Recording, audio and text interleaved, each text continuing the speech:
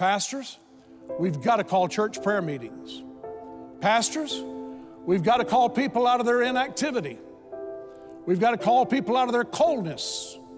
We've got to call people back into the pews of the churches. Worship has to be anointed. The preaching has to be anointed. The glory of God must be in the church. And we're going to have our churches burn brightly, because if we don't, and darkness begins to encroach in the church, lions begin to lurk. And I'm going to tell you, we cannot stand, we are in a place where we cannot stand to have lions lurking all around in this day and in this hour that we're living in. We've got to have the power of the Holy Spirit and fire.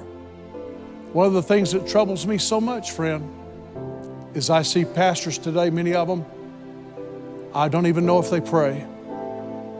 I don't hear talk about prayer. I hear talk about this, I hear talk about that. I hear emphasis on this, emphasis on that. But you don't hear a lot of talk about prayer. You don't hear a lot of talk about loving the people and going after the people. You hear a lot of talk about conferences and how to fill the church up.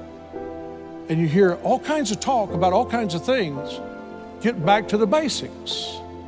Many of the things that churches have picked up on in these days, they need to shed, because it's nothing. It's just nothing in comparison to where we're living in this hour.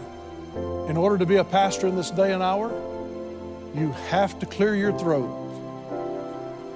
lift your voice, speak to powers and principalities, pray for the congregation, pray for the people, pray for the teenagers, pray for the children, pray for the moms and dads.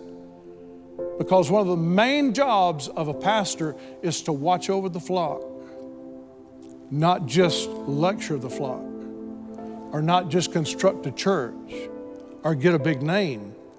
Now's the time we've got to pray over people like we never have before. And you know what? You know, as I'm talking about this, that I'm telling the truth.